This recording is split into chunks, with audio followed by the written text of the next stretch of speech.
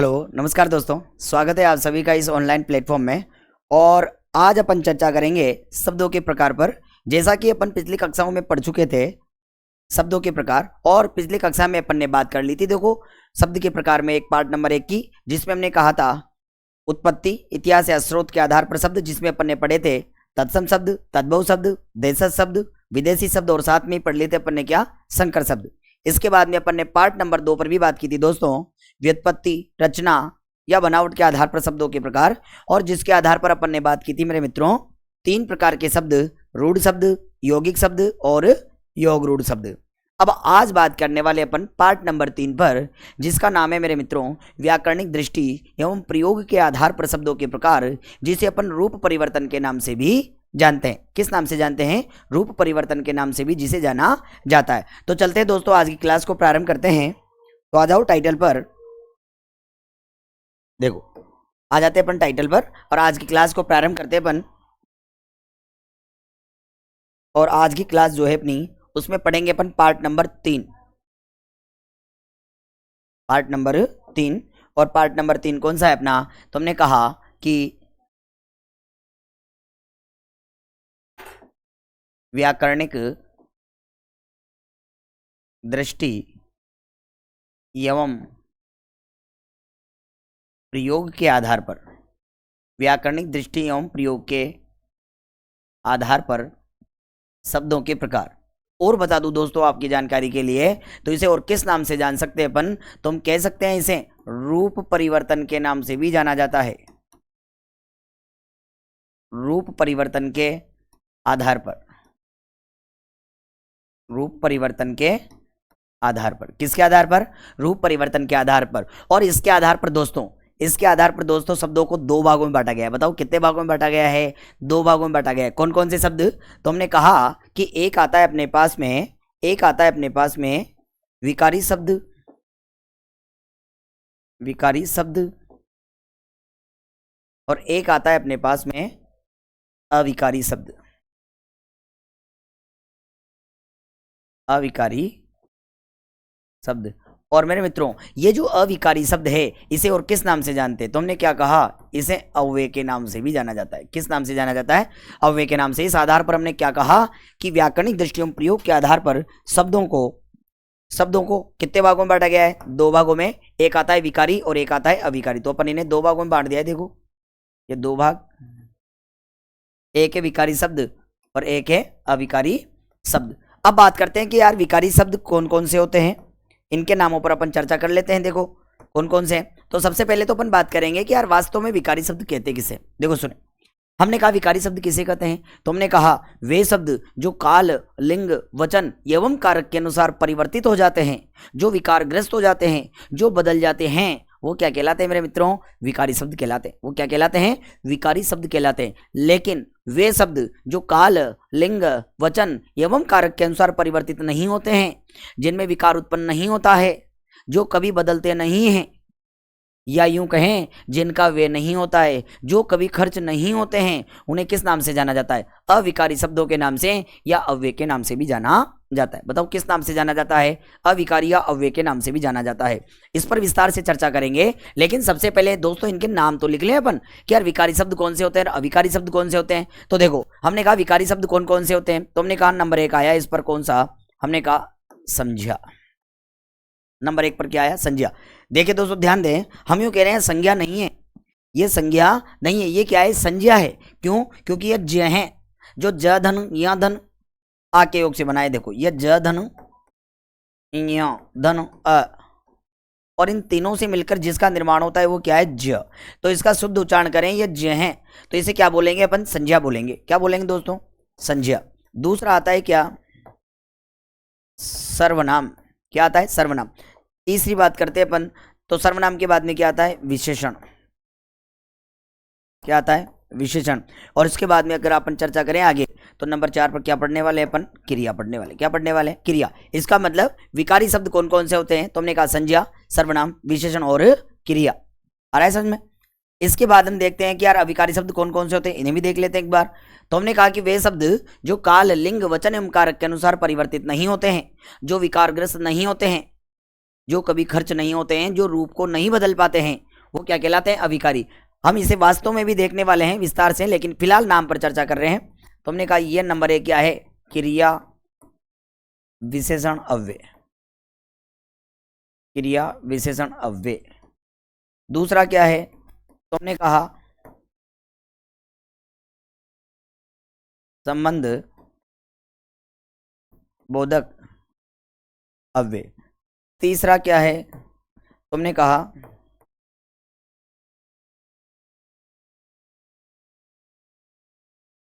समुच्चय बोधक अव्यय। तुमने कहा चौथा क्या है, विस्मयादि बोधक अव्यय, विस्मयादि बोधक अव्यय। लेकिन दोस्तों अपन एक पर और बात करेंगे जिसका नाम क्या है, निपात। निपात, एक पर और बात करेंगे अपन जिसका नाम क्या है, निपात। इस प्रकार अपन ऐसा कह सकते हैं मेरे मित्रों कि व्याकरणिक दृष्टियों प्रयोग के आधार पर शब्द जो हैं वो दो प्रकार के होते हैं। इन्हें रूप परिवर्तन के नाम से भी जाना जाता है। एक होता है विकारी शब्द और एक होता है अविकारी शब्द। क्यों होते हैं, कैसे होते हैं, इन पर अपन विस्तार से चर्चा करने वाले हैं। लेकिन आप सबसे पहले इनको छाप लो ऐसे कैसे, है ना।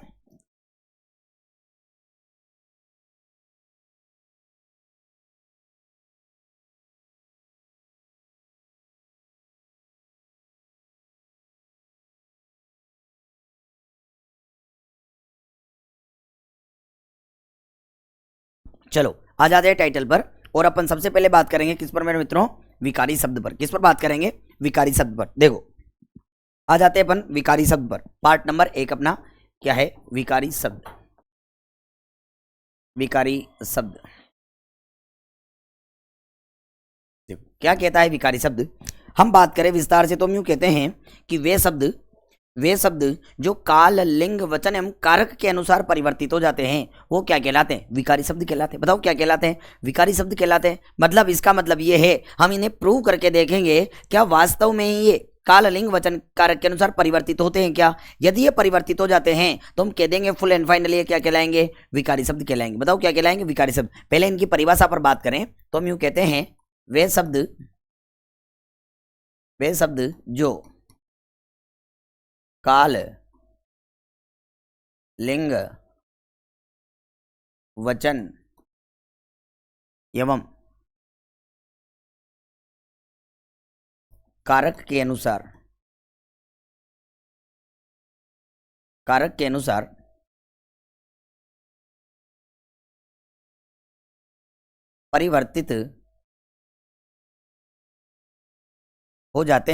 कारक के अनुसार परिवर्तित हो जाते हैं उन्हें विकारी शब्द कहते हैं। उन्हें विकारी शब्द कहते हैं। उन्हें कौन से शब्द कहते हैं, विकारी शब्द। की वे शब्द जो काल लिंग वचन एवं कारक के अनुसार परिवर्तित हो जाते हैं वो क्या कहलाते हैं, विकारी शब्द कहलाते हैं। और हमने यूं कहा है कि यार विकारी शब्द कौन से होते हैं, तो हमने कहा संज्ञा, सर्वनाम, विशेषण और क्रिया। क्या होते हैं, संज्ञा, सर्वनाम, विशेषण और क्रिया होते हैं। जबकि अविकारी शब्द क्या होते हैं, जो काल लिंग वचन एवं कारक के अनुसार परिवर्तित नहीं होते, वो क्या कहलाते हैं, अविकारी। अब दोनों में चर्चा कर लेते हैं। देखो यदि मान लो मैं ऐसा कह देता कि छोटा बच्चा जोर जोर से रो रहा है। छोटा बच्चा जोर जोर से रो रहा है, क्रिया है रोना। कैसे रो रहा है, जोर जोर। तो ये जोर जोर जो है ये विशेषता किसकी बता रहा है, रोने की या बच्चे की। तो हमने कहा कि रोना क्रिया है और क्रिया की विशेषता बताई जा रही है जोर जोर। तो ये जोर जोर क्या कहलाएगा, क्रिया विशेषण कहलाएगा। क्या कहलाएगा, क्रिया विशेषण कहलाएगा। बताओ क्या कहलाएगा, क्रिया विशेषण कहलाएगा। बात समझ में आ रही है। लेकिन यदि मान लो मैं लिंग चेंज करता हूं और मैं ऐसा लिख देता हूं, क्या छोटी बच्ची, क्या ऐसा लिखूंगा क्या, जोरी जोरी से रो रही है, नहीं ना मेरे मित्रों। मैं यहां भी क्या लिखूंगा, जोर जोर से रो रही है। क्रिया है रोना, कैसे रो रही है, जोर जोर से। काम क्या कर रहा है, क्रिया की विशेषता बताने का। तो यहां भी क्या कहलाएगा, क्रिया विशेषण कहलाएगा। क्या कहलाएगा, क्रिया विशेषण। और यदि मान लो मैं ऐसा लिख देता छोटे बच्चे, क्या ऐसा लिखूंगा क्या, जोरों जोरों से रो रहे हैं, नहीं। यहां भी क्या लिखूंगा, जोर जोर से रो रहे हैं। देखो क्रिया है रोना, कैसे रो रहे हैं, जोर जोर से। इसका मतलब क्या हुआ, ये क्या है, पुल्लिंग एक वचन है, ये क्या है स्त्रीलिंग एक वचन है, और ये क्या है बहुवचन है। मतलब लिंग चेंज हुआ, वचन चेंज हुआ, तो क्या ये जोर जोर चेंज हुआ क्या? बताओ, जोर जोर चेंज हुआ क्या? नहीं हुआ ना। मतलब जोर जोर चेंज हुआ क्या? नहीं हुआ। और काम क्या कर रहा है? क्रिया की विशेषता बताने का। तुमने क्या कहा है? जो काल लिंग वचन एवं कारक के अनुसार परिवर्तित नहीं होते हैं उन्हें तो क्या कहते हैं? अविकारी कहते हैं। और ये क्रिया की विशेषता बताने का काम कर रहा है, तो ये क्या कहलाएगा? क्या कहलाएगा? क्रिया विशेषण कहलाएगा। लेकिन काल लिंग वचन एवं कारक के अनुसार परिवर्तित नहीं हो रहा, इसी कारण ये जोर जोर क्या कहलाएगा मेरे मित्र? जोर जोर क्या कहलाएगा? अविकारी शब्द कहलाएगा। बताओ क्या कहलाएगा? अविकारी शब्द। लेकिन इसकी अपेक्षा जब अपन बात करते हैं विकारी शब्दों पर, तो विकारी शब्द क्या होते हैं कि वे शब्द जो काल लिंग वचन एवं कारक के अनुसार परिवर्तित नहीं होते हैं वो तो अविकारी कहलाते हैं, लेकिन जो काल लिंग वचन एवं कारक के अनुसार परिवर्तित हो जाते हैं उन्हें किस नाम से जाना जाता है? विकारी शब्दों के नाम से जाना जाता है। बताओ किस नाम से जाना जाता है? विकारी शब्दों के नाम से जाना जाता है। आ रहा है समझ में? चलो इन्हें मिटाकर वापस आ जाते हैं अपने टाइटल पर, और हम बात कर रहे हैं, देखो हम बात कर रहे हैं, देखो इसकी तुमने कह दिया है कि वे शब्द जो काल लिंग वचन एवं कारक के अनुसार परिवर्तित हो जाते हैं वो विकारी शब्द कहलाते हैं, और जो काल लिंग वचन एवं कारक के अनुसार परिवर्तित नहीं होते हैं वो क्या कहलाते हैं? अविकारी शब्द कहलाते हैं। चलो आ जाते हैं अपन टाइटल पर, और हम बात कर रहे हैं कि विकारी शब्द कौन कौन से होते हैं, तो प्रूव करके देखते हैं अपन वास्तव में क्या ऐसा होता है क्या। तुमने कहा ये नंबर 1 पर क्या आ गया? संज्ञा। ये देखो नंबर 2 पर क्या आता है? तुमने कहा सर्वनाम। नंबर 3 पर क्या आता है? विशेषण। और नंबर 4 पर क्या आता है? तुमने कहा क्रिया। ये देखो अब चर्चा करके देख ले अपन, तो क्या है चर्चा करके देख लेते हैं आराम से। देखो हमने कहा है कि संज्ञा किसे कहते हैं? नाम को ही संज्ञा कहते हैं। इस संसार में जो भी कोई व्यक्ति वस्तु स्थान व भाव है उनका एक नाम है, और नाम ही क्या कहलाएगा? संज्ञा। जैसे ले लेते हैं अपन ने कहा लड़का, ये देखो क्या कहा? ये लड़का। अब हमने कहा है कि ये लड़का शब्द जो है, ये लड़का शब्द जो है ये संज्ञा है, लेकिन लड़के का लिंग चेंज करेंगे अपन। लड़के का क्या चेंज किया? लिंग चेंज किया। तो बताओ क्या बनेगा? तुमने कहा लिंग चेंज करते क्या बन जाएगा? लड़की बन जाएगा। बताओ क्या बन जाएगा? लड़की बन जाएगा। और यदि मान लो वचन चेंज कर दिया जाए, क्या कर दिया जाए? वचन चेंज कर दिया जाए, तो फिर क्या बन जाएगा? लड़के बन जाएगा। क्या बन जाएगा? लड़के बन जाएगा। बताओ बना कि नहीं बना? इसका मतलब क्या हुआ? ये लड़का शब्द जो संज्ञा था, ये लिंग चेंज करते ही लड़की, और वचन चेंज करते क्या बन गया? लड़के। इसका मतलब तो हुआ ये लड़का जो था वो क्या था? संज्ञा था। और इसका मतलब तो संज्ञा में परिवर्तन हुआ, तो संज्ञा क्या कहलाएगा? विकारी शब्द कहलाएगा। बताओ संज्ञा क्या कहलाएगा? विकारी शब्द कहलाएगा। आज समझ में आ जाते हैं अपन नंबर 2 सर्वनाम पर। देखो हमने कहा सर्वनाम, और हमने यूं कहा है सर्वनाम के बारे में, तो यूं कहा कि सर्वनाम किसे कहते हैं? तो हमने कहा संज्ञा के स्थान पर आने वाले शब्द क्या कहलाते हैं? सर्वनाम कहलाते हैं। जैसे हमने लिखा कि अपना, क्या लिखा? अपना। अब ये अपना जो है इसका आप लिंग चेंज करो भाई साहब। तो हमने लिंग चेंज किया अपना का, तो क्या बन गया? बताओ क्या बन गया? अपनी बन गया। क्या बन गया? अपनी। बना कि नहीं बना? और यदि मान लो इसका वचन चेंज कर देते हैं, क्या कर देते हैं? इसका वचन चेंज कर देते हैं, तो बताओ क्या बन जाएगा? बताओ क्या बन जाएगा? अपने बन जाएगा। बताओ क्या बन जाएगा? अपने बन जाएगा। मतलब हम क्या कह रहे हैं? ये सर्वनाम, अपना जो सर्वनाम था, इसका लिंग चेंज करते अपनी, और वचन चेंज करते क्या बन गया? अपने बन गया। इसका मतलब क्या हुआ मेरे मित्रों? ये अपना क्या था? तुमने कहा सर्वनाम था। इसका मतलब सर्वनाम में परिवर्तन हुआ, मतलब सर्वनाम भी क्या कहलाएगा? विकारी शब्द कहलाएगा। बताओ क्या कहलाएगा? विकारी शब्द कहलाएगा। बात समझ में आ रही है ना? बहुत ध्यान से पढ़ने की कोशिश करें। आ जाते हैं अपन विशेषण पर। देखो इस पर आ जाते हैं विशेषण पर। तो हमने कहा विशेषण किसे कहते हैं? कि संज्ञा और सर्वनाम की विशेषता बताने वाले शब्दों को क्या कहते हैं? विशेषण कहते हैं। क्या कहते हैं? विशेषण कहते हैं। लेकिन हम यूं कह रहे हैं कि संज्ञा का मतलब क्या होता है? नाम। और संज्ञा की एक खासियत है, एक बार जिसकी हुई उसके बाद दोबारा किसी की नहीं हो सकती। मतलब ये पेन है, ये पेन के लिए ही आएगा बस। अब मैंने कहा ये डिस्पोजल, क्या इसके लिए आ सकता है? क्या नहीं आ सकता। और ये डिस्पोजल जो है क्या पेन के लिए आ सकता है? क्या नहीं आ सकता भाई साहब। मतलब संज्ञा की विशेषता है कि एक बार जिसकी हुई उसके बाद दोबारा किसी की नहीं हुई। इसका मतलब क्या है? संज्ञा बावफा नायिका है। क्या है? बावफा नायिका। लेकिन सर्वनाम क्या है? बेवफा है साला।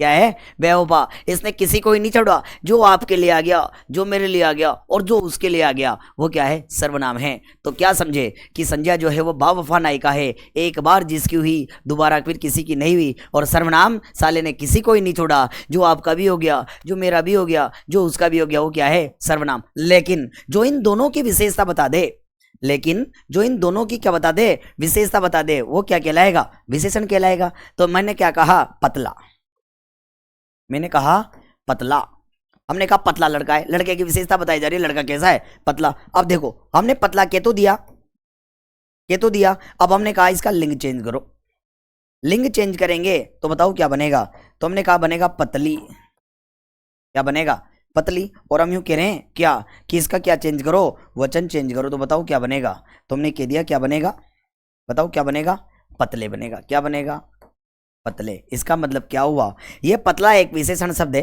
पतला क्या है, एक विशेषण शब्द, इसका मतलब तो इसमें परिवर्तन हो रहा है, मतलब विशेषण भी क्या कहलाएगा, विकारी शब्द कहलाएगा। बताओ क्या कहलाएगा, विकारी शब्द कहलाएगा। बताओ क्या कहलाएगा, विकारी शब्द कहलाएगा। आ रहा है ना समझ में। और हम लास्ट में आ जाते हैं क्या, कि कुछ भी हो, लेकिन सब कुछ तब हो सकता है जब क्या होगी, क्रिया होगी, क्योंकि बिना क्रिया के तो पत्ता भी नहीं हिलता भाई साहब, बिना क्रिया के तो पत्ता भी नहीं हिलता, क्योंकि बिना क्रिया के तो भारत भी नंबर 1 पर नहीं आ सकता, ये आपको ही पता है। तो हम भी यही कह रहे हैं कि क्रिया शब्द जो है, क्रिया शब्द वो क्रि धातु के योग से बना है, और क्रिया का अर्थ क्या होता है, करना, इसका मतलब करना ही क्रिया है, और क्रिया ही क्या है, करना है। तो क्रिया, तो हमने क्या कहा, हमने कहा कि चलना, तो देखो चलता, हमने कहा चलता है क्या, चलता है क्या। अब देखो लिंग चेंज करो, इसका लिंग चेंज किया तो क्या आ जाएगा, चलती है क्या, देखो चलती है क्या।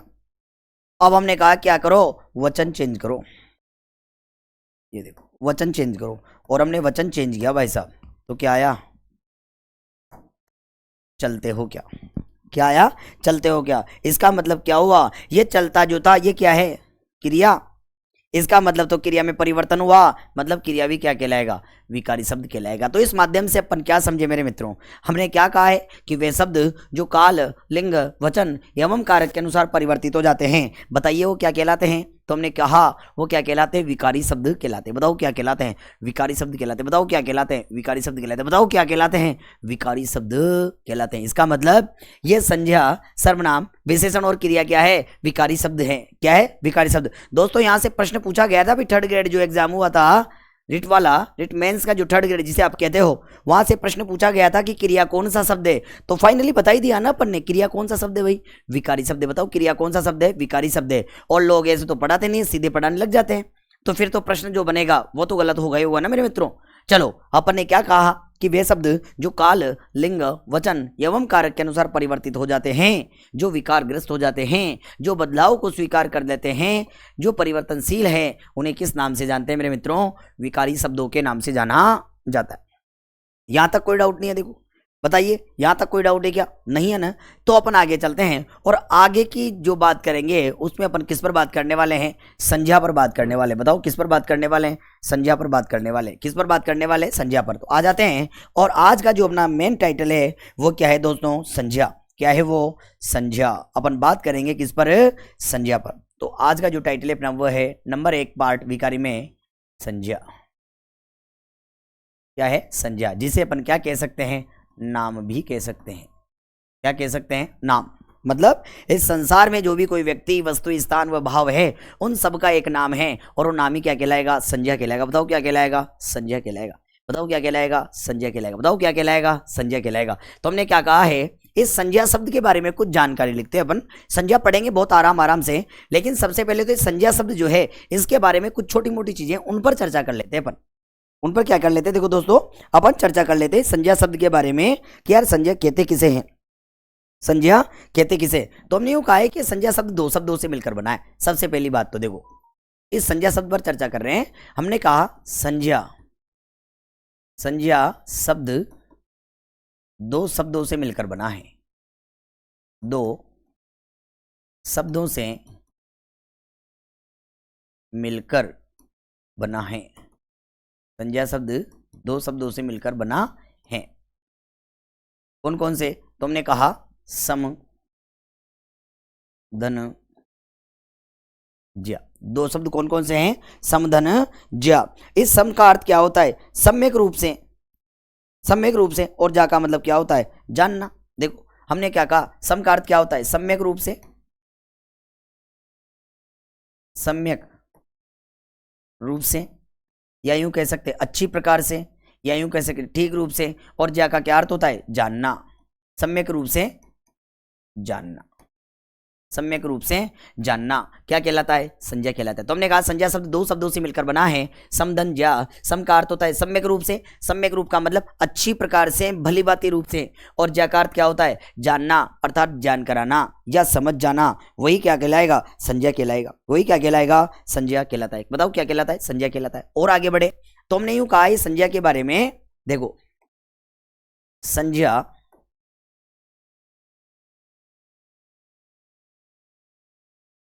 संज्ञा शब्द में उपसर्ग, देखो संज्ञा शब्द में उपसर्ग, संज्ञा शब्द में उपसर्ग। तो बताओ कौन सा उपसर्ग है? तुमने कहा सम उपसर्ग है। बताओ कौन सा है? सम। और हमने कहा ये कौन सा है? तुमने कहा ये तत्सम उपसर्ग है। बताओ कौन सा उपसर्ग है? तत्सम उपसर्ग। बताओ कौन सा है? तत्सम उपसर्ग। संज्ञा शब्द में उपसर्ग कौन सा है? तो हमने कहा सम उपसर्ग है। और ये सम कौन सा है? तत्सम। तत्सम का मतलब क्या होता है? संस्कृत का उपसर्ग। और आगे बढ़े दोस्तों, तुमने यूं कहा है इसके बारे में, संज्ञा शब्द में संधि, संज्ञा शब्द में संधि। तुमने कहा कौन सी संधि है? व्यंजन संधि है। कौन सी संधि है? व्यंजन संधि।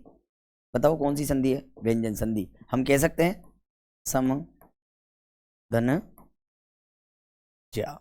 और व्यंजन संधि का नियम कहता है यदि प्रथम शब्द के अंतिम वर्ण की ध्वनि म हो तथा द्वितीय शब्द का पहला वर्ण जिस भी वर्ग का होगा मेरे मित्रों, यह म उसी वर्ग के पांचवें वर्ण में बदल जाता है। इस प्रकार हमने कहा संज्ञा शब्द में संधि कौन सी है? तुमने कह दिया है कौन सी संधि है? व्यंजन संधि है। बताओ कौन सी संधि है? व्यंजन संधि है। हम बात करते हैं कि संज्ञा का पर्याय नाम है। हमने कहा संज्ञा का पर्याय, संज्ञा का पर्याय, संज्ञा का पर्याय। तो संज्ञा का पर्याय क्या है भाई? संज्ञा का पर्याय क्या है? अभिधान। संज्ञा का पर्याय क्या है? अभिधान। श्रेष्ठ है जिसे धारण करना, या फिर हमने क्या कहा है? महानाम, या फिर क्या है? महानाम। हमने कहा कि संज्ञा का पर्याय क्या है? अभिधान है, या फिर इसे क्या कह सकते हैं अपन? इसे क्या कहते हैं? महानाम भी कहते हैं। क्यों कहते हैं? क्योंकि संसार में नामों की संख्या क्या होती है? अनंत होती है। संसार में नामों की संख्या क्या होती है? अनंत होती है। इसी वजह से इसे क्या कहा जाता है? महानाम और अभिधान। श्रेष्ठ है जिसे धारण करना, ध्यान करना या धारण करना, जो भी आप समझो, ये संज्ञा के क्या माने गए हैं? पर्याय माने गए हैं। कि संज्ञा का पर्याय क्या होता है? तो हमने कहा अभिधान, महानाम। हमने कहा इसके अलावा कि उत्पत्ति के आधार पर, उत्पत्ति के आधार पर, उत्पत्ति के आधार पर संज्ञा शब्द, उत्पत्ति के आधार पर संज्ञा शब्द। तो हमने क्या कहा? ये तत्सम शब्द है भाई साहब। कौन सा शब्द है? तत्सम शब्द। क्यों? क्योंकि हमने कहा है उत्पत्ति के आधार पर शब्द तत्सम, तद्भव, देशज और विदेशी होते हैं। होते कि नहीं होते? और वहां हमने कहा है कि सम उपसर्ग से बना है, इसका मतलब तो भाई साहब कौन सा होगा? तत्सम शब्द होगा। दोस्तों ये जो चीजें है ना, अपन ने संज्ञा शब्द के बारे में जानी है। मैं आपको संज्ञा नहीं पढ़ा रहा अभी, मैं केवल संज्ञा के बारे में जानकारी दे रहा हूं। ये बहुत काम की बात है दोस्तों। जो एग्जामिनर कभी कभी जब पूछता है ना, तो अपन को पता ही नहीं चलता। क्यों? क्योंकि लोग सीधा पढ़ाते हैं क्या संज्ञा किसे कहते हैं। और संज्ञा तीन प्रकार की होती है, सीधा पढ़ा के और सीधे आगे बढ़ जाते हैं, जो कि पूर्ण रूप से क्या है मेरे दोस्तों? गलत बात है। पूर्ण रूप से क्या है? गलत बात। हमने क्या कहा कि संज्ञा का अर्थ क्या है? तो हमने कहा नाम है। संज्ञा का अर्थ क्या है? नाम। संज्ञा शब्द दो शब्दों से मिलकर बना है। कहीं से? समधन ज्या से। सम का अर्थ होता है अच्छी प्रकार से, सम का अर्थ होता है सम्यक रूप से, सम का अर्थ होता है ठीक प्रकार से, भलीभांति रूप से, और ज्या का अर्थ होता है क्या? जानना। वही क्या है? संज्ञा। हमने कहा संज्ञा शब्द में उपसर्ग कौन सा है? तुमने कहा सम उपसर्ग है। और बताओ ये कौन सा उपसर्ग है? तुमने कहा तत्सम उपसर्ग, मतलब संस्कृत का है। हमने कहा संज्ञा शब्द में संधि कौन सी है? तो हमने कहा संज्ञा शब्द में व्यंजन संधि है। विच्छेद क्या होगा? तो संधंज्या। और हमने कहा संज्ञा का पर्याय क्या होता है? तो हमने कहा अभिधान या महानाम होता है। और उत्पत्ति के आधार पर संज्ञा शब्द कौन सा है? तो हमने बहुत फाइनली रूप से कह दिया है उत्पत्ति के आधार पर संज्ञा शब्द कौन सा होता है मेरे मित्रों? तो हमने कहा तत्सम शब्द होता है। बताओ कौन सा होता है? तत्सम शब्द होता है। आ रहा है क्या समझ में? यहां तक तो कोई डाउट नहीं है ना? ये संज्ञा शब्द के बारे में बेसिक जानकारी थी। अब पढ़ना प्रारंभ करते हैं अपन किसे? संज्ञा को। कि यार वास्तविकता में संज्ञा कहते किसे हैं? आ जाते हैं अपन वास्तविकता में। यार संज्ञा कहते किसे हैं? आपकी जानकारी के लिए बता दूं मैं कि संज्ञा कहते किसे हैं? तो हम यूं कहें एक शब्द में तो हम यूं कहेंगे नाम को ही संज्ञा कहते हैं। अब किसका नाम? तो हमने कहा किसी भी व्यक्ति, वस्तु, स्थान व भाव के नाम को क्या कहते हैं? संज्ञा कहते हैं। किसी भी व्यक्ति, वस्तु, स्थान व भाव के नाम को क्या कहते हैं? संज्ञा कहते हैं। बताओ क्या कहते हैं? संज्ञा कहते हैं। मैं आपको बोलकर ही बता रहा हूं। जब अपन संज्ञा के प्रकारों की बात करेंगे दोस्तों, तो हम यूं कहेंगे कि रूप के आधार पर संज्ञा जो है वो दो प्रकार की होती है। रूप के आधार पर संज्ञा कितने प्रकार की होती है? दो प्रकार की, मूर्त संज्ञा और अमूर्त संज्ञा। इस मूर्त संज्ञा में दो प्रकार की संज्ञाएं आती है, जिसमें हम कहते हैं एक आती है जातिवाचक और एक आती है व्यक्तिवाचक। जबकि अमूर्त संज्ञा में जो संज्ञा आती है वो कौन सी आती है मेरे मित्रों? वो भाववाचक संज्ञा आती है। और फिर बाद में चर्चा करेंगे कि संज्ञा कितने प्रकार की होती है। तीन प्रकार की होती है, व्यक्तिवाचक संज्ञा, जातिवाचक संज्ञा और भाववाचक संज्ञा।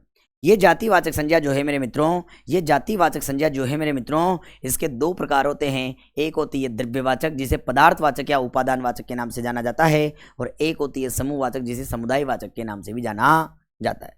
फिर आती है दोस्तों भाववाचक संज्ञा, और भाववाचक संज्ञा के भी दो भेद होते हैं। एक होती है मूल, रूढ़ या अयौगिक भाववाचक संज्ञा, और दूसरी जो होती है वो है मेरे मित्रों यौगिक भाववाचक संज्ञा।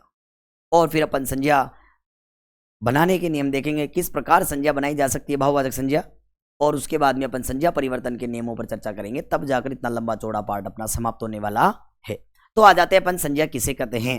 संज्ञा किसे कहते हैं, हम परिभाषा के रूप में यदि बांधना चाहें दोस्तों कि संज्ञा किसे कहते हैं, और ये जो संज्ञा शब्द है इसकी परिभाषा को बांधें, तो हम क्या कहेंगे संज्ञा के बारे में? परिभाषा रूप में क्या कहेंगे? परिभाषा के रूप में मेरे मित्रों, तो हम ऐसा कह सकते हैं, क्या कह सकते हैं? देखो, हम ऐसा कह सकते हैं कि किसी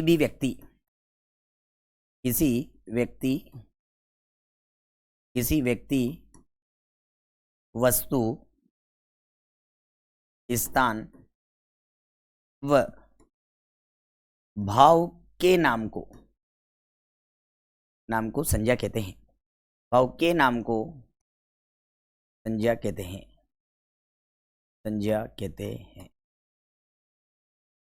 उसे क्या कहते हैं? संज्ञा। किसी व्यक्ति, वस्तु, स्थान व भाव, कोई व्यक्ति हो सकता है, कोई वस्तु हो सकती है, कोई स्थान हो सकता है, कोई भाव हो सकता है, इनका पर्टिकुलर एक नाम होता है, और वो नाम ही क्या कहलाएगा? संज्ञा कहलाएगा। बताओ वो क्या कहलाएगा? संज्ञा कहलाएगा। तो हमने क्लियर कहा है, किसी व्यक्ति, वस्तु, स्थान व भाव के नाम को क्या कहते हैं मेरे मित्रों?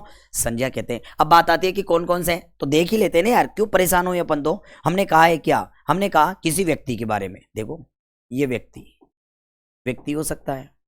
हमने कहा किसी वस्तु के बारे में, ये देखो ये वस्तु हो सकती है। हमने कहा इसके स्थान के बारे में, ये देखो ये स्थान है। और फिर हमने क्या कहा लास्ट में? भाव। इन सबको किस नाम से जानेंगे? संज्ञा के नाम से जानेंगे। बताओ किस नाम से जानेंगे? संज्ञा के नाम से जानेंगे। तो हमने कहा व्यक्ति का मतलब प्राणी से लेते हैं। इस संसार में जो भी प्राणी हैं उन सबका एक नाम है, और नाम ही क्या कहलाएगा? संज्ञा कहलाएगा। बताओ क्या कहलाएगा? संज्ञा कहलाएगा। जैसे अपन तो व्यक्तियों से ही बात करें, तो हमने कहा महेश, हमने कहा गोलू, हमने कहा रूपांशु, हमने कहा भव्यांश, देखो हमने कहा चिंकी, हमने कहा रितुल, हमने कहा पूजा, ये देखो पूजा, ये देखो ये सब किसके नाम है? व्यक्तियों के नाम है। किसके नाम है? व्यक्तियों के नाम है। अब बताओ ये क्या कहलाएंगे? संज्ञा कहलाएंगे। किसी भी व्यक्ति का नाम, प्राणी आ सकता है इसमें, कुत्ता ले सकते हैं अपन, बिल्ली ले सकते हैं, सांप ले सकते हैं, ये सब प्राणियों में ही आते हैं दोस्तों। हाथी ले सकते हैं, सब इसी में आते हैं। व्यक्ति आ गया जहां, मतलब प्राणीवाचक संज्ञा कंप्लीट। या फिर यूं कहीं वस्तु, जैसे हमने कहा पेन, कूलर, कंघा, पत्थर, रेत, देखो रेत, टेबल, दुनिया भर की जो सारी चीजें हैं, पानी वगैरह, सबके नाम आएंगे इनमें। ये क्या कहलाएंगे? ये भी संज्ञा कहलाएंगे। क्या कहलाएंगे मेरे मित्रों? संज्ञा कहलाएंगे। क्योंकि संसार की जितनी वस्तुएं हैं वो वस्तुओं के जो नाम हैं वो सब किस में आएंगे? संज्ञा में आएंगे। जैसे मान लो मैं कहूं ये बोतल, मैं कहूं ये रिमोट, मैं कहूं ये चाबी, ये सब क्या है? ये संज्ञा ही तो है। क्यों? क्योंकि वस्तुओं के नाम है। बताओ क्या है? वस्तुओं के नाम। मैंने कहा चश्मा, ये क्या है? वस्तुओं के नाम है। आ जाते हैं स्थान पर। तो स्थान की बात करें तो हमने कहा क्या? जयपुर, ये देखो क्या कहा? जयपुर। क्या कहा अपन ने? जयपुर। हमने कहा कोटा, क्या कहा? कोटा। हमने कहा जोधपुर, हमने कहा हरिद्वार, हमने कहा हरिद्वार, हमने कहा काशी, हमने कहा बारां, हमने कहा झालावाड़, हमने कहा गांव, हमने कहा देश, हमने कहा शहर, हमने कहा खटकड़, हमने कहा कठियाड़ी, हमने कहा जरबालापुरा, और हमने कहा माटुंदा, और हमने कहा बम्बोरी। ये सब क्या है? नाम है स्थानों के। हम कह सकते हैं गांव भी आ जाएगा, शहर भी आ जाएगा, देश भी आ जाएगा। जो स्थान को इंगित करते हैं वो सब क्या है? संज्ञा है। वो सब क्या है? संज्ञा है।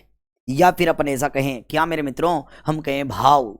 और भाव किसे कहते हैं दोस्तों? जो दिखाई नहीं देते हैं, जिन्हें केवल महसूस किया जा सकता है, वही तो क्या है?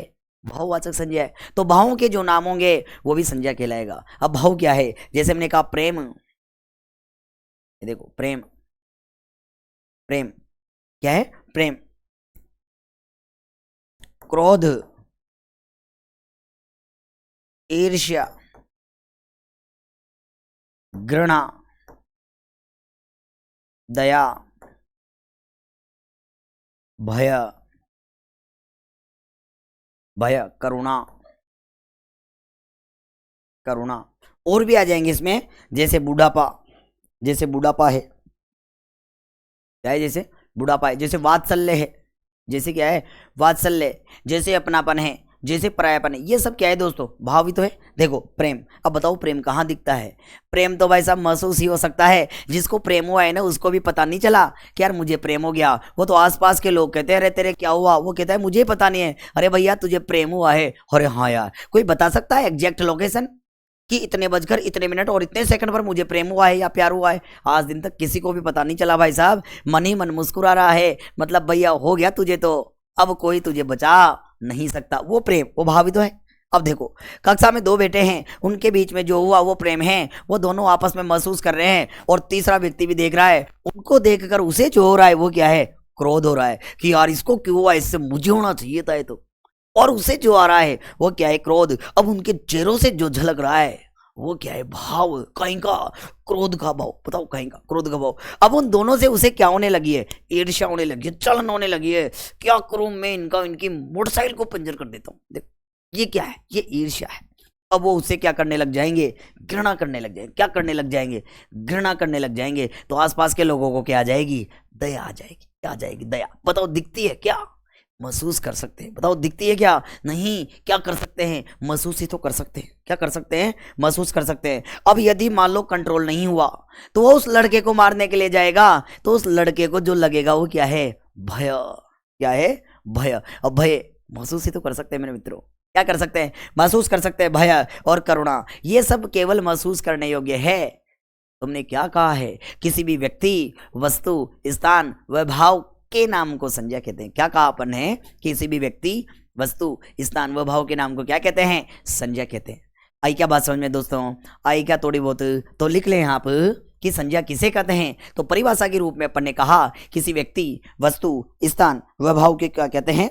संज्ञा कहते हैं। क्या कहते हैं? संज्ञा कहते हैं। बात समझ में आ रही है क्या? बात समझ में आ रही है कि दोस्तों? कोई डाउट नहीं है ना? बताओ कोई डाउट है क्या? नहीं है ना? वो क्या कहलाएगा? संज्ञा कहलाई। मतलब किसी व्यक्ति, वस्तु, स्थान व भाव को क्या कहते हैं अपन? संज्ञा कहते हैं। यहाँ भाव भी आ सकते हैं दोस्तों, और यहाँ पर कौन आ सकते हैं? गुण भी आ सकते हैं। यहाँ भाव भी आ सकते हैं और यहाँ क्या आ सकते हैं? यहाँ गुण भी आ सकते हैं, है ना? यहाँ क्या हो सकते हैं? गुण भी आ सकते हैं। जैसे मिठास है, जैसे खटास है, जैसे शिशुता है, जैसे सौंदर्य है, सब आएंगे इसमें। ये क्या कहलाएंगे? संज्ञा कहलाएंगे। क्या कहलाएंगे? संज्ञा कहलाएंगे। बात समझ में आ रही है? यहाँ तक कोई डाउट नहीं है? चले अगली, चलो आ जाते हैं दोस्तों आगे। और अब आगे बात करने वाले हैं अपन संज्ञा के प्रकार पर। संज्ञा के प्रकार पर अब देखो, हम संज्ञा के प्रकारों पर बात करते हैं, लेकिन अपन सबसे पहले जो बात करेंगे दोस्तों, वो बात कर रहे हैं अपन क्या? रूप के आधार पर संज्ञा के प्रकार। किसके आधार पर? रूप के आधार पर संज्ञा के प्रकार। किसके आधार पर पूछा है? रूप के आधार पर संज्ञा के प्रकार। देखो रूप के आधार पर, रूप के आधार पर, किसके आधार पर पूछा? रूप के आधार पर। तो हम यूं कह रहे हैं कि रूप के आधार पर तो संज्ञा दो प्रकार की होती है। एक होती है मूर्त संज्ञा, और एक क्या होती है? अमूर्त संज्ञा। अमूर्त संज्ञा। हमने कहा है कि रूप के आधार पर संज्ञा कितने प्रकार की है? दो प्रकार की है। एक होती है मूर्त संज्ञा और एक होती है अमूर्त संज्ञा। तो फिर अपन ऐसा तो कह ही सकते हैं ना यार कि मूर्त संज्ञा किसे कहते हैं। अपन तो ऐसा कह सकते हैं कि मूर्त संज्ञा किसे कहते हैं, ऐसी संज्ञा जो दिखाई देती है वो मूर्त संज्ञा है, और ऐसी संज्ञा जो दिखाई नहीं देती है वो कौन सी संज्ञा है, वो अमूर्त संज्ञा है। तो जो दिखाई नहीं देता इस संसार में, जो दिखाई नहीं देता इस संसार में, उसे अपन केवल क्या कर सकते हैं मेरे दोस्तों, महसूस कर सकते हैं। और जो इस संसार में महसूस करने योग्य है, बताओ वो कौन सी संज्ञा है। तुमने कहा वो भाववाचक संज्ञा है। इसका मतलब उसका कोई आकार प्रकार नहीं होता। तो फाइनली अपन क्या कह रहे हैं मेरे मित्रों, हम ये कह रहे हैं कि जिसका कोई आकार प्रकार होता है वो मूर्त संज्ञा है, और जिसका कोई आकार प्रकार नहीं होता वो क्या है, अमूर्त संज्ञा। तो फिर बात आती है इस मूर्त संज्ञा में आती कौन कौन सी है रे भाई। तो हमने कहा इस मूर्त संज्ञा के भी अपन दो भेद करते हैं। देखो, एक क्या है, तो हमने कहा व्यक्तिवाचक संज्ञा, एक क्या है व्यक्तिवाचक संज्ञा, और दूसरी क्या है जातिवाचक संज्ञा, जातिवाचक संज्ञा। एक क्या है व्यक्तिवाचक संज्ञा और दूसरी क्या है जातिवाचक संज्ञा। तो अपन इसके भी भेद कर लिए। देखो ये दो भेद किसके, मूर्त संज्ञा के। तो मूर्त संज्ञा के दो भेद है, एक तो होती है व्यक्तिवाचक संज्ञा और एक होती है जातिवाचक संज्ञा। लेकिन अमूर्त संज्ञा कौन सी है, तो हमने कहा जिसे महसूस किया जा सकता है, जिसे दिखाई नहीं देखा जा सकता है, वह अमूर्त संज्ञा है। और अमूर्त संज्ञा में जो आती है मेरे मित्रों वह कौन सी आती है, तो हमने कहा भाववाचक संज्ञा आती है। कौन सी आती है, भाववाचक संज्ञा आती है। अमूर्त संज्ञा में कौन सी संज्ञा आती है, भाववाचक संज्ञा आती है। बताओ कौन सी संज्ञा आती है, भाववाचक संज्ञा आती है। इस प्रकार हम क्या कहते हैं कि व्यक्तिवाचक, जातिवाचक और तीसरी कौन सी आ गई अपनी, भाववाचक। इस प्रकार जब अपन से पूछा जाता है, देखो लेवल में लिख लेते हैं अपन ताकि दिक्कत नहीं आएगी समझने में। ये देखो इसे यहां लिख लेते हैं सीधा सीधा यहां पे, ये देखो ये भाववाचक संज्ञा। इस प्रकार जब अपन से पूछा जाता है कि संज्ञा कितने प्रकार की होती है, जब अपन से कहा जाता है कि संज्ञा कितने प्रकार की होती है, तो हम यूं कहते हैं कि संज्ञा तीन प्रकार की होती है भाई साहब। कौन सी, व्यक्तिवाचक, जातिवाचक और भाववाचक। संज्ञा कितने प्रकार की होती है, तीन प्रकार की। तो हम कहते हैं व्यक्तिवाचक, जातिवाचक, भाववाचक। लेकिन रूप के आधार पर जब अपन बात करते हैं, रूप के आधार पर जब अपन बात करते हैं मेरे मित्रों, तब अपन ऐसा कहते हैं, क्या कहते हैं कि संज्ञा दो प्रकार की है, मूर्त संज्ञा और अमूर्त संज्ञा। ऐसी संज्ञा जिसका आकार प्रकार होता है, जिसे अपन देख सकते हैं, वो मूर्त संज्ञा है। इसमें आती है व्यक्तिवाचक और जातिवाचक। और ऐसी संज्ञा जिसे देखा नहीं जा सकता, केवल महसूस किया जा सकता है, वो कौन सी संज्ञा, अमूर्त संज्ञा। और अमूर्त संज्ञा में एक ही आती है, कौन सी, भाववाचक संज्ञा। यह सामान्य सी बात थी। अब पढ़ना प्रारंभ करेंगे कि संज्ञा वास्तविकता में कितने प्रकार की होती है, तो हम कहते हैं तीन प्रकार की। आ जाते हैं अपन अगले टाइटल पर, संज्ञा। ये देखो ये संज्ञा, और हमने कहा संज्ञा कितने प्रकार की है, तो हमने तीन भागों में बांटा इसे। एक तो क्या है, हाँ व्यक्तिवाचक संज्ञा, व्यक्तिवाचक संज्ञा। दूसरी आती है अपने पास में जातिवाचक संज्ञा, जातिवाचक संज्ञा। और तीसरी आती है अपने पास में क्या, भाववाचक संज्ञा, भाववाचक संज्ञा। संज्ञा कितने प्रकार की, तीन प्रकार की। एक तो कहा अपन ने कौन सी, व्यक्तिवाचक, और एक कहा अपन ने जातिवाचक, और एक कहा अपन ने भाववाचक। मतलब हम ऐसा कह सकते हैं संज्ञा कितने प्रकार की होती है, तुमने कहा तीन प्रकार की होती है, व्यक्तिवाचक, जातिवाचक और भाववाचक। और फिर कह दिया जाए कि यार जातिवाचक संज्ञा के कितने भेद है, तो हमने कहा भाई साहब जातिवाचक संज्ञा के दो भेद होते हैं। ये जातिवाचक संज्ञा, इसके कितने भेद होते हैं, दो भेद होते हैं। कौन कौन से, तो हमने तो कह दिया भाई साहब। एक होते कौन सी, जिसे अपन क्या कहते हैं, द्रव्यवाचक, द्रव्यवाचक। और इस द्रव्यवाचक को किस नाम से जानते हैं, इस द्रव्यवाचक को किस नाम से जानते हैं, तो हमने कहा पदार्थवाचक के नाम से, पदार्थवाचक के नाम से। लेकिन मेरे मित्रों ये द्रव्यवाचक जिसे आप पदार्थवाचक कहते हो ना, इसे एक और नाम से जाना जाता है, जिसका नाम क्या है, उपादानवाचक के नाम से।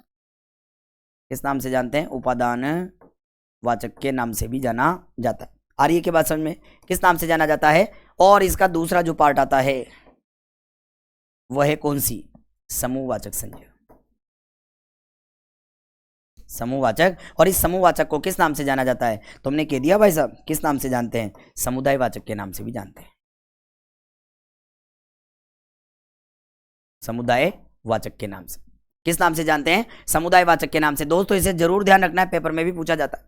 और फिर आती है अपने पास में कौन सी संज्ञा, भाववाचक संज्ञा। अरे भाई क्या भाववाचक संज्ञा के भी भेद होते हैं क्या? अरे बिल्कुल होते हैं साहब, किसने कहा नहीं होते हैं? तो हमने कहा भाववाचक संज्ञा के दो भेद होते हैं।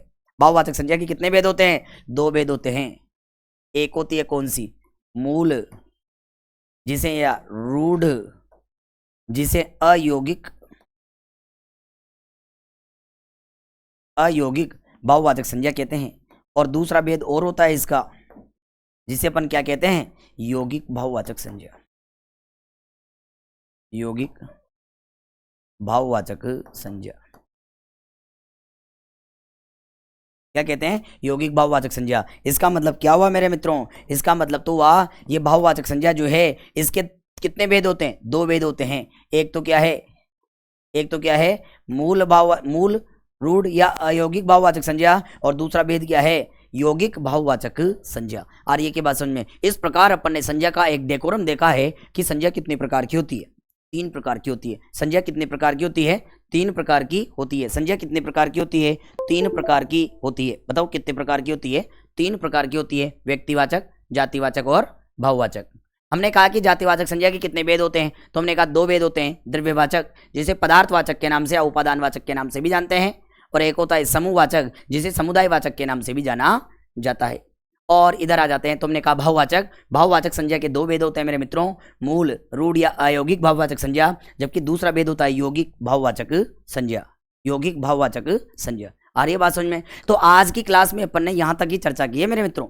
आज की क्लास में अपन ने यहां तक ही चर्चा की है कि संज्ञा किसे कहते हैं, विकारी शब्द किसे कहते हैं, विकारी शब्द कौन कौन से होते हैं, संज्ञा कौन कौन सी होती है, रूप के आधार पर संज्ञा क्या होती है, और संज्ञा कितने प्रकार की होती है। और हमने कहा 3 प्रकार की, जबकि रूप के आधार पर 2 प्रकार की, व्यक्तिवाचक, जातिवाचक और भाववाचक। जातिवाचक के 2 भेद, द्रव्यवाचक और समूहवाचक। जबकि भाववाचक संज्ञा के कितने भेद होते हैं? 2 भेद होते हैं, मूल रूढ़ या अयौगिक, और दूसरा है यौगिक भाववाचक संज्ञा। और अगली क्लास में अपन पढ़ना प्रारंभ करेंगे मेरे मित्रों, कहां से? व्यक्तिवाचक संज्ञा से पढ़ना प्रारंभ करेंगे। पहले पूरे डायग्राम को आराम से समझेंगे और उसके बाद फिर अपन आगे चर्चा करेंगे। तो मिलते हैं दोस्तों अगली क्लास में। जहां तक के लिए आपको धन्यवाद। और दोस्तों सारी चीज़ों को बहुत अच्छे से लिखते रहें और टेलीग्राम चैनल को जरूर ज्वाइन कर लें, क्योंकि इसकी PDF आपको वहां मिल जाएगी टेलीग्राम पर। और टेलीग्राम का नाम क्या है? मधु हिंदी अकेडमी। तो मिलते हैं दोस्तों अगली क्लास में। जहां तक के लिए धन्यवाद।